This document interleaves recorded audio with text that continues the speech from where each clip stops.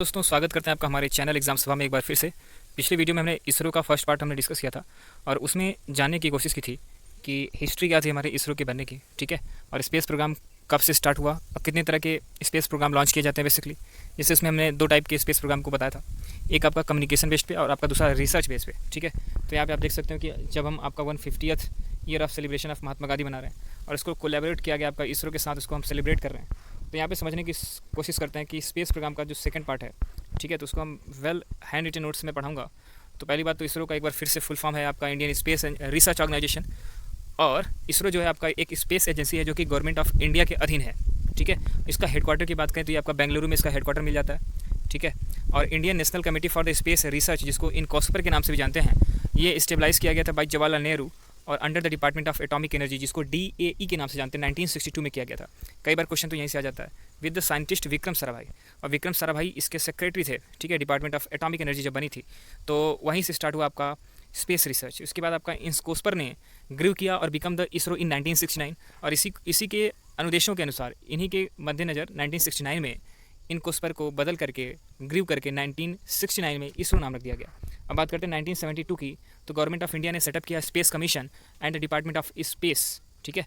तो 1972 की ये घटना है कि जब स्पेस कमीशन बना और इसी के अंतर्गत डिपार्टमेंट ऑफ स्पेस भी बना। अब बात करते हैं कि इसरो के अंदर, इसरो किसके अंडर में आता है, तो ये आपका डिपार्टमेंट ऑफ स्पेस के देख रेख में ही काम करता है और सीधा रिपोर्ट करता है प्राइम मिनिस्टर ऑफ इंडिया को रिपोर्ट करता है, ठीक है। बीच में कोई भी आपका कोई भी मिनिस्टर नहीं होता, सीधे रिपोर्ट करता है प्राइम मिनिस्टर ऑफ इंडिया को, ठीक है।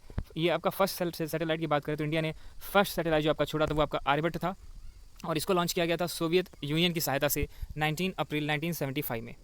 अब बात करते हैं रोहिणी की। अभी मैं इसको डिटेल में भी बताऊंगा, लेकिन अभी थोड़ा सा डिस्कशन करते हैं। जैसे जैसे समय पास होता गया कैसे कैसे चीज़ें बढ़ी हैं उसको समझेंगे। रोहिणी जो है वो आपका first satellite to be placed in the orbit by an Indian made launch vehicle, जिसको SLV-3 के नाम से जानते हैं। मतलब रोहिणी ऐसा फर्स्ट सैटेलाइट था, ठीक है, जिसको इंडिया के लॉन्च व्हीकल से लॉन्च किया गया। इससे साबित होता है कि आर्यभट्ट या फिर रोहिणी के जितने भी आपके उपग्रह छोड़े गए होंगे, मतलब आर्यभट्ट, तो आर्यभट्ट को किससे लॉन्च किया गया था, रसिया की सहायता से लॉन्च किया गया था। उस लॉन्च व्हीकल का क्या नाम था मैं अभी आगे आपको बताता हूँ। सो SLV-3 पहला लॉन्च व्हीकल था जिससे कि इंडिया मेड सैटेलाइट आपको लॉन्च किया गया था, ठीक है, रोहिणी। अब बात करते हैं PSLV क्या होता है, तो ये होता है आपका polar satellite launch vehicle for launching into the polar orbit. देखिए दो तरह के, ज़्यादातर हम ऐसा नहीं है कि दो ही तरह का, 3-4 तरीके के हम लॉन्चिंग पैड या लॉन्चिंग व्हीकल हम यूज़ करते हैं। जैसे कि आप ये समझो कि GSLV, ठीक है, इसी तरीके से आपका सेकंड है आपका PSLV, थर्ड है आपका ASLV, ठीक है, ऑगमेंटेड आपका सैटेलाइट लॉन्च व्हीकल, और एक आपका जब स्टार्टिंग स्टेज में था तो उसमें SLV ही यूज़ करते थे। जैसा कि मैंने पहले बताया आपको कि रोहिणी को केवल SLV से यूज़ किया, मतलब कि भेजा गया था। उसके बाद आपका जैसे जैसे टेक्नोलॉजी इन्हांस करती गई, उसी तरीके से लॉन्च व्हीकल को भी एडवांस करते गए हम, उसमें उसकी कैपेसिटी को बढ़ा दिया, ठीक है। सो GSLV की बात करते हैं आपका जियो सिंक्रोनस सैटेलाइट लॉन्च व्हीकल के नाम से जाना जाता है, और ये आपका जियो स्टेशनरी ऑर्बिट में अगर आपको व्हीकल को ले जाना है तो इस टेक्नोलॉजी को उस हिसाब से तैयार किया गया कि वहाँ तक पहुँचा दे आपको। और जो आपका GSLV होता है वो आपका कम्युनिकेशन और अर्थ ऑब्जर्वेशन सैटेलाइट होता है, ठीक है, मतलब कि आप टेलीविजन देख लो, ठीक है, और कम्युनिकेशन देख लो, जितने भी ब्रॉडबैंड वगैरह हो गए, तो ये सारी चीज़ें आपका GSLV के अंतर्गत आती हैं, ठीक है। अब बात करते हैं ल्यूनर ऑर्बिट्स की। तो ल्यूनर ऑर्बिट जो है आपका चंद्रयान फर्स्ट था, 2008 में था। इसके बाद आपका मार्स ऑर्बिट मिशन जो है वो आपका 2013 में हुआ था, ठीक है, और मार्स ऑर्बिट में पहुंचा कब था, 2014 में पहुंचा था। अगर first country in the single attempt, और इसकी खासियत क्या थी, जब मार्स ऑर्बिट में पहुंचे, ठीक है, तो ये एशिया की पहली फर्स्ट ऐसी कंट्री थी, ठीक है, जिसने इस तरह का काम किया था, और पहली अटेम्प्ट में पहुंचने वाले आपका दुनिया का पहला कंट्री बन चुका है। 2016 में हमने 20 सैटेलाइट को लॉन्च किया था, और 2017 हमने 104 सैटेलाइट्स को लॉन्च किया था, ठीक है। आप थोड़ी सी हिस्ट्री जानेंगे, और हिस्ट्री के साथ साथ हम ये भी पता करते रहेंगे कि कौन से सन में कौन सा उपग्रह सैटेलाइट को लॉन्च किया गया, और कौन से लॉन्चिंग पैड से लॉन्च किया गया, इंडिया का पहला उपग्रह कौन था, या फिर जैसे एजुकेशन के लिए कौन से सैटेलाइट लॉन्च की गई, इन सारी बातों को समझेंगे। सो 1920 में आपका SK मित्रा जी थे, ये एक साइंटिस्ट थे।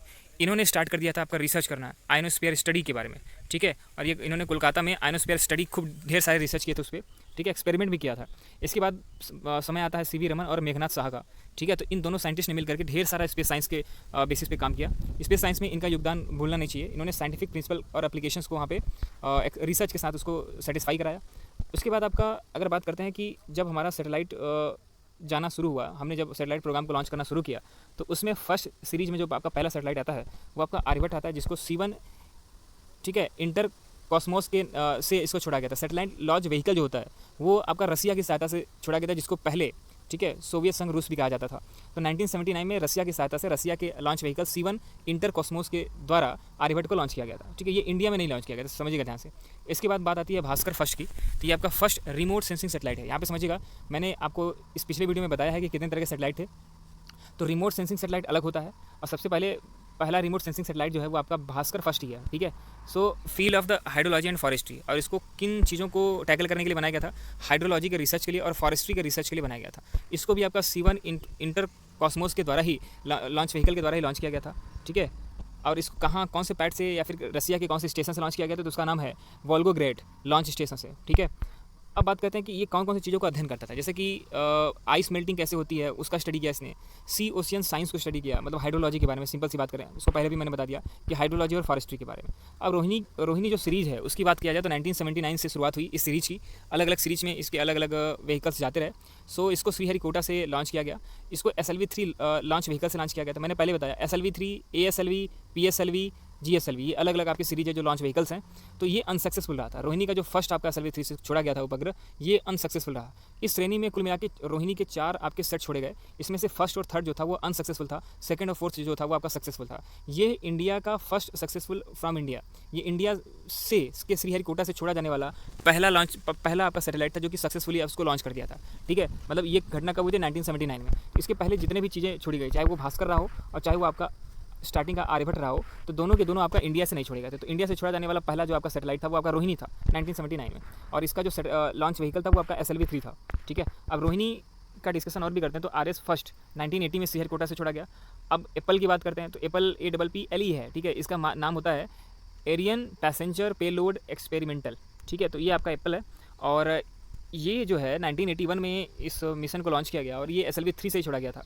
ये आपका फर्स्ट एक्सपेरिमेंटल कम्युनिकेशन सैटेलाइट है। ध्यान रखिएगा, आपसे कभी पूछता है एग्जामिनेशन में कि which one is the first experimental communication satellite of India, तो आपको आंसर देना है एप्पल, ठीक है। तो अलग अलग क्वेश्चन अलग तरीके से फ्रेम होते हैं। और इसको जो लॉन्च किया गया है उसको कहाँ पे लॉन्च किया गया है? इसको पोलर ऑर्बिट में लॉन्च किया गया, या फिर कह सकते हो आपका जियो सिंक्रोनस ऑर्बिट में। तो सही तरीका क्या है कि into the Jio synchronous transfer orbit में इसको लॉन्च किया गया, किसको? एप्पल को। ये भी आप क्वेश्चन घुमा करके पूछ सकता है। अगर इनसेट की बात करें तो ये इनसेट पूरी सीरीज है, इंडियन सैटेलाइट, ठीक है। तो इसके अंतर्गत जो है इनसेट सीरीज के अंतर्गत हम ऐसे सैटेलाइट्स को भेजते हैं जिनका काम क्या होता है? कम्युनिकेशन के क्षेत्र में काम होता है, टेली कम्युनिकेशन के क्षेत्र में काम होता है, जियो सिंक्रोनस ऑर्बिट में छोड़ते हैं। इनसेट कहाँ जाता है? जियो सिंक्रोनस ऑर्बिट में। तो उसके लिए आपको जो शटल है, आपका जो लॉन्च व्हीकल है, वो जनरली क्या यूज होता है? GSLV होता है। लेकिन स्टार्टिंग जो है इनसेट 1A 1B जो है उसको शटल से छोड़ा गया था, ठीक है। ये भी लॉन्च व्हीकल का एक टाइप है।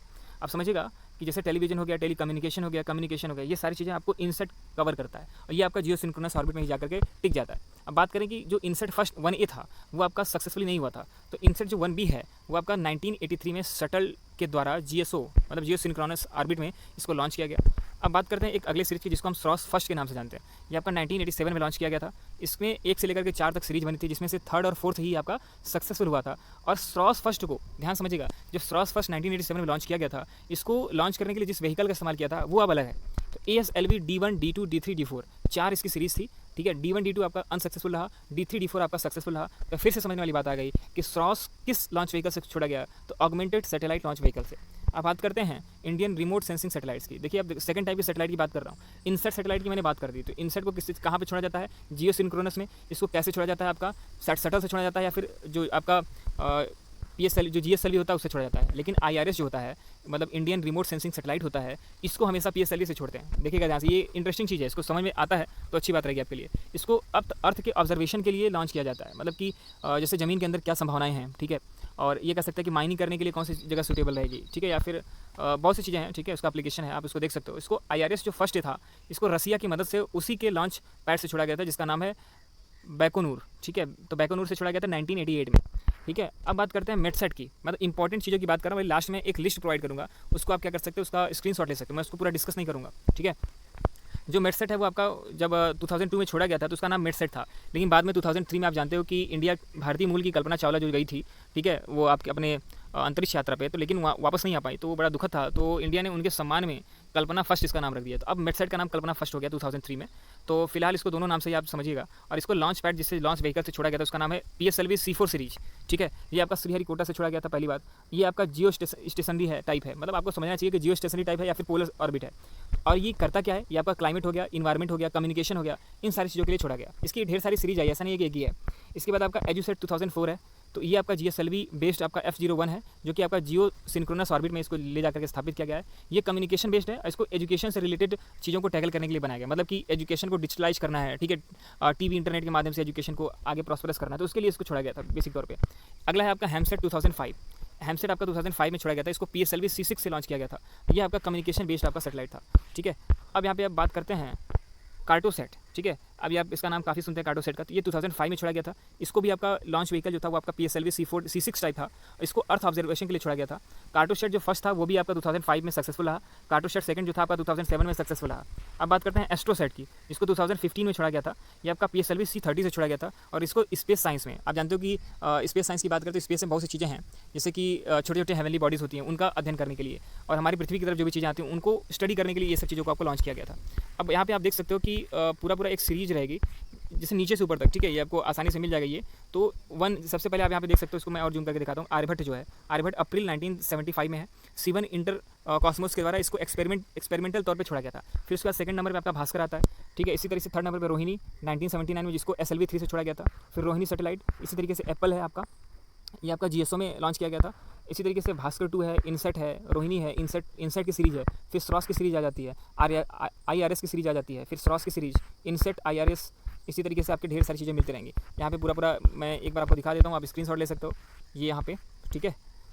फिर इसके बाद आपका 59, ये सारी चीज़ें आपका GSAT, IMS, कार्टोस हो गया, इनसेट हो गया, IRNSS हो गया आपका नेविगेशन के लिए। देखिए यहाँ पे आप ये भी देख सकते हो कि किस चीज़ के लिए छोड़ा जाता है, उसका मतलब टारगेट क्या होता है। जैसे नेविगेशन हो गया, कम्युनिकेशन नेविगेशन हो गया, स्पेस साइंस हो गया। स्पेस साइंस के लिए कौन सा, एस्ट्रोसाइट, इसको मैंने आपको पहले ही बताया। तो ये सारी चीज़ें होती हैं, और इसको कुछ को एक्सपेरिमेंटल बेसिस पे छोड़ा जाता है। जैसे मान लीजिए कोई नया प्रोग्राम है, उसको लॉन्च करने के लिए सबसे पहले एक्सपेरिमेंटल बेसिस पे छोड़ा जाता है। तो यहाँ पे उम्मीद करता हूँ कि आपको जो जितनी चीज़ें आपको जानी थी आप जान चुके हो, और भी आपको डिटेल में जानना है तो आप चैनल में सब्सक्राइब कर सकते हो और कमेंट सेक्शन में बता सकते हो। इसी तरह के वीडियोज़ को देखने के लिए हमारे चैनल को सब्सक्राइब करिए। धन्यवाद।